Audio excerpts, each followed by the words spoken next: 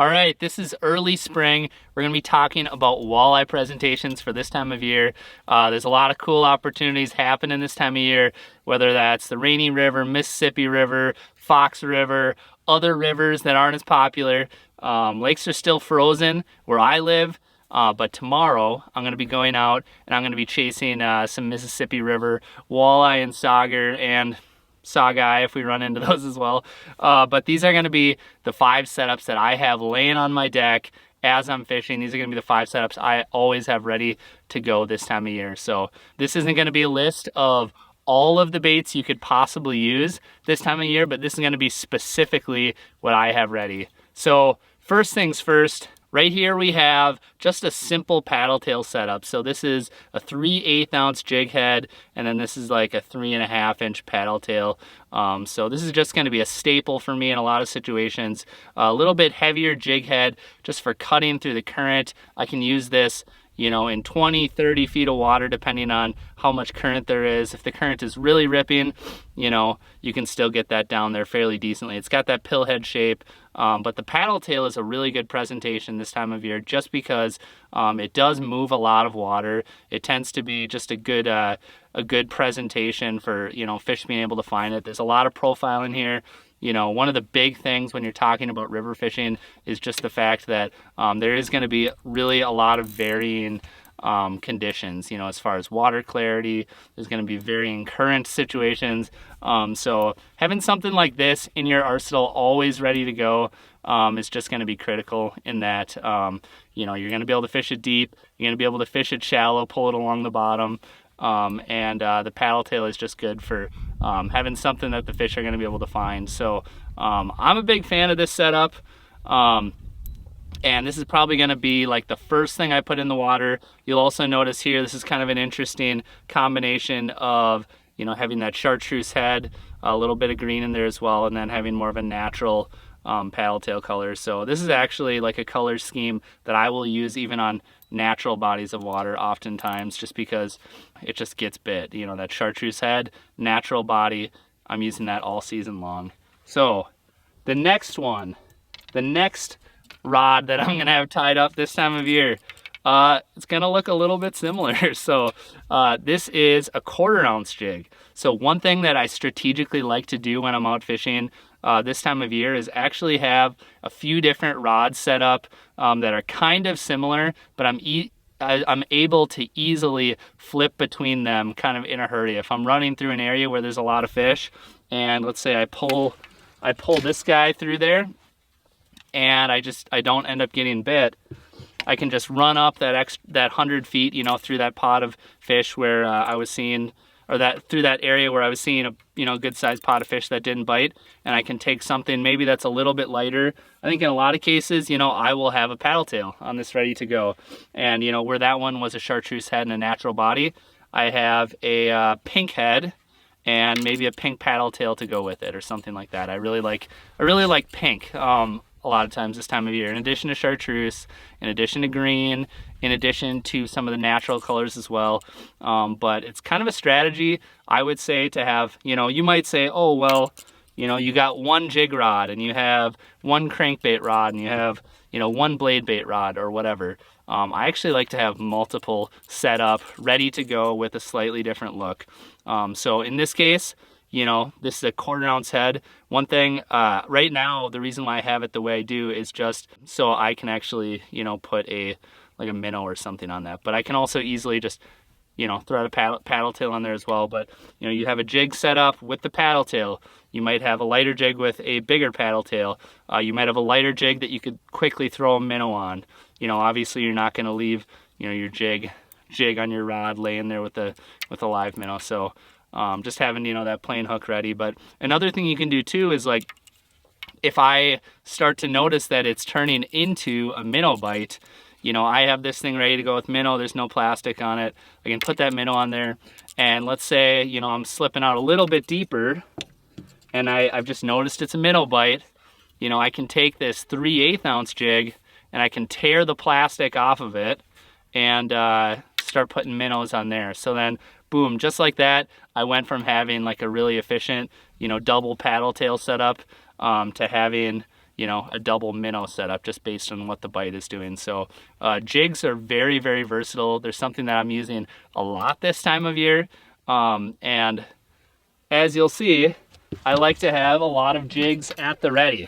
So here is the third rod that I'm gonna have tied up. And this one is simply like a 3/8 ounce jig with that underspin. So this is the Deep V underspin jig, and you know, I use some of the Smeltinator jigs as well, but this is just one of those things where I want a completely different look. So if you look so far, I have a chartreuse head with that paddle tail on there. I have a pink head. Now let's go for something a lot more natural, and in this case that's going to be purple. You know, if you're river fishing, something dark, something, you know, just dark in general ends up being natural. So purple is a great color. Yeah, this is just another case of having something that's just different and ready to go. So I don't need to go to my tackle box. God, where did I put my underspin box? You know, oh, there it is. I find, you know, digging through my tackle, finally find it. Picking out the right size and color. No, I have another rod ready to go with something different. And these underspins are really cool in these river fishing situations. You know, I can take a paddle tail, put this on the back, and this exact setup right here is something that I've used on the Rainy River, you know, to very, very solid success. So yeah, this is just another setup that I'll always have. That underspin, you know, blade, you know, not only do you get the action from that paddle tail, but you also get a little extra flash and vibration from that blade as well. And then if also another good option too, let's say, let's say you want to, let's say you've been catching them on this setup right here. So this is kind of similar. This jig's a little bit lighter, you know, but it's a deep V jig. Let's say you want to have something kind of similar to that. Let's say you put a paddle tail on, or excuse me, let's say you put a minnow on there or something like that. That would be a very traditional thing to do. But another option is you could put a minnow on this underspin. And what that's going to do for you is you're going to have the scent of the minnow, you know, a good natural presentation. But having that blade right here, you know, kind of flapping and spinning and, you know, doing its thing, it's just going to give that minnow setup just a little bit more profile. And it's going to move just a little bit more water, which can be, you know, really a big deal when we're talking about river fishing situations. So those are the first three. You know, the last two are going to be a little bit different, but in a lot of cases, you know, you're fishing the river, you're vertical fishing a lot, you're pitching a lot, so you're doing a lot of the same things. But when I'm going to the Mississippi River, I got 2 more rods tied up, so let's get to those now. All right, the fourth setup that I will have tied on tomorrow, ready to go, always ready at a moment's notice, is some sort of blade bait. This one right here is a 3/8 ounce steel shad blade bait. There's a bunch of different blade baits on the market you can play with, but 3/8 ounce, I like that. I feel like that's a good solid weight to get down in a decent hurry. And what I'm doing with this bait is I'm letting it get down to the bottom, and then I'm pulling it off the bottom, you know, a few feet, not like an enormous giant rip, you know, but enough to get this bait kind of engaged. So it's got a really super thin profile. It obviously vibrates a lot. These are vibrating baits. And, you know, it's going to move a lot of water in dirty water fishing situations. You know, the fish are going to be able to find this really easily. You know, you can go with a metallic color like this. There are some more glow colors as well. I've got some 1/4 ounce options as well for when I'm fishing up shallow. But tossing this out there, you know, there's going to be some days when you're going to get a fish to be able, a fish to react on this, and you're just not able to get bites on a jig. So blade baits are something that are very, very common this time of year, especially in spring, especially in rivers, and they can just be absolutely deadly. You know, you go on YouTube or whatever, and you can find, you know, a bunch of videos of people using this. This is going to be, you know, something that's going to be really common in most people's arsenal this time of year. So I will also have one tied up. 3/8 is what I'm going to have ready to go right now, but I'm going to be ready, you know, for fishing deeper or shallower to adjust, you know, in any direction. So blade bait is a big one. And the last one, kind of funny, I guess, another jig fishing situation. But this one is a Dubuque rig. So what a Dubuque rig is you have basically a three-way swivel, and you have it tied with two essentially droppers or two tag end or two leaders. There's going to be two different jig setups on it. But this is the last one I'm going to have ready. And what you do with the Dubuque rig, this is a really, really good dragging bait. So you drop it down to the bottom, and I'll hang it off the side of the boat, drag it, let the current pull me down river, going over, you know, some flat or through some hole or wherever I'm going to be setting up. And I have a heavier jig on the bottom. So there's a three-way swivel right here. God, I cannot even handle myself with all this right here. But you have a heavier jig right here. So this jig is going to basically be bouncing on the bottom. So as you're dragging that bait just normally, you know, if you were to normally drag a bait across the bottom while you're, you know, just kind of drifting with the current, that's how you're going to fish this jig right here. So this is the heavier one. I have a 3/8 ounce jig on there, and then I have that tipped with basically a black eye candy minnow, which is just a straight tail plastic. So black is kind of cool in dirty water because you know, fish can really see black really well. It just silhouettes well in that dark water. This MVP jig, one thing that's cool about the MVP jig is actually, you know, for these vertical fishing situations, they actually have sizes all the way up to 1 ounce. Here's one of the 1 ouncers. So if you're somewhere where, you know, you're fishing this super, super heavy current, you may want to go all the way up to a 1 ounce size jig, or, you know, 3/4 or whatever. Places like the Detroit River are super popular for having, or I should say super well known for having, you know, really, really heavy current, needing to use big jigs. But when you're fishing vertically, it's nice to have a heavier jig to stay vertical. But right here, just a 3/8 ounce jig, but I could upsize that. And that's on little dropper there.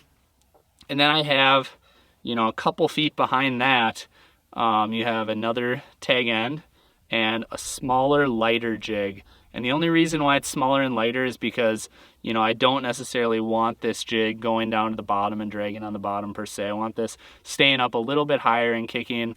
So this is actually just an 1/8 ounce jig, which you would never really be able to fish in currenty river situations by itself. But you have this jig pulling it down, and then this jig with the paddle tail will be kicking in the background, especially with this bulkier plastic. So I actually put a bigger one on here. This is a 4-inch eye candy paddle shad. And the thing about this bait is that it really is a super bulky profile as far as, you know, paddle tail plastic goes. So bigger plastic with a lighter jig in the back. And one thing I love about the Dubuque rig setup is, well, it's all over the place, and I feel like I can't handle it when I'm talking about it on video. But the thing I really do like about it is the fact that you get to experiment with two different baits at the same time. And if you're not marking the fish very well on your sonar, which you will notice if you're going out on the river, a lot of times those fish are tighter to the bottom. You know, you can also not only experiment with jig weight and profile and color, but you can also experiment, you know, with, you know, having a bait that's basically on the bottom, you know, versus having another bait that's a little bit higher up off the bottom, a little bit more free flowing. So it's just two very dramatically different situations. Like if I was using this, I would not put two of the exact same jig setup on there, or the exact same color or whatever. If the bite is super, super dialed in, I guess I could maybe see the argument for going with the same color or something like that if you're just creaming them on one of the colors.